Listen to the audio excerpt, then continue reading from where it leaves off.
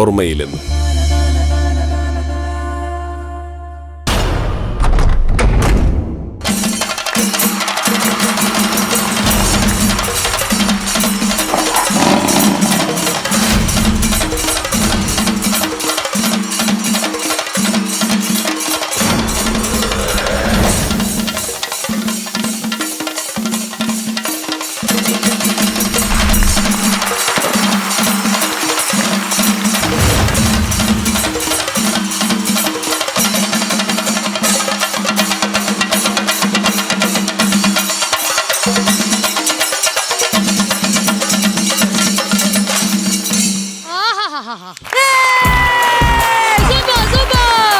നല്ല തിളങ്ങുന്ന സാരി, കിടില ഓർണമെന്റ്സ് എല്ലാം കണ്ടപ്പോ ഞാൻ വിചാരിച്ചു ഏതോ ഒരു പുതിയ നടിയായിരിക്കും ഇത്. ശ്വേത ചേച്ചി, ഞാനും നല്ല നല്ല കാറുകൾ ഇവിടെ വന്ന് കണ്ടപ്പോ മഞ്ഞ കാറ് നല്ലായിരുന്നു. അധോലോകം പോലെ ഒരു എന്താ പറയാ ഒരു ഫീല്.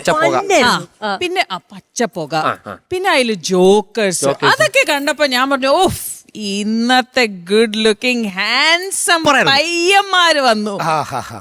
പക്ഷെ അതേ നോബി, അതേ അഖിൽ വെറുതെ ഒരു കുട്ടി ചേർത്ത് വെച്ചിട്ടുണ്ട്. അതെ, അതേ നോബി അതേ അഖിൽ എന്ന് പറഞ്ഞിട്ട് ഏത് ഈ കൂട്ടത്തിൽ ആ കാർ ഇറങ്ങിയ ഏറ്റവും പഴയ തെലീനാണ്. അത് പറഞ്ഞില്ല. അലീനയോ? സത്യം ചേച്ചി, ഞാൻ 4ാം ക്ലാസ് പഠിക്കുമ്പോഴേ അലീന ടിവിയിലുണ്ട്. പിന്നെ അപ്പൊ നിങ്ങളുടെ കാർ എവിടെ? ഞങ്ങളുടെ മഞ്ഞ കാറ് ഞങ്ങൾ ഇന്നും കൂടെ ഇട്ടേക്കാൻ പറഞ്ഞപ്പോ പ്രൊഡ്യൂസർ പറഞ്ഞു ഞാൻ ഇത്തിരി ലാഭിക്കണം, ഒരു 600 രൂപ ഇന്ന് കൊടുക്കാനില്ല എന്നും പറഞ്ഞ് ലാഭിക്കാൻ പറഞ്ഞു.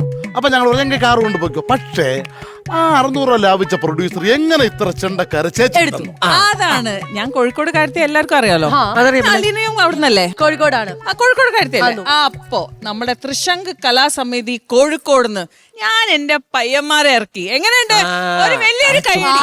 അതെ, ആർക്കെങ്കിലും ഇത് വേണമെങ്കിലേ നമ്മളുടെ പയ്യന്മാര് തൃശങ്ക് അടിപൊളി പരിപാടിക്ക് തൃശങ്ക് കലാസമിതി ഫ്രം കോഴിക്കോട്. അപ്പം കോഴിക്കോട് തൃശങ്ക് സമിതി, thank you so much. Thank you so much.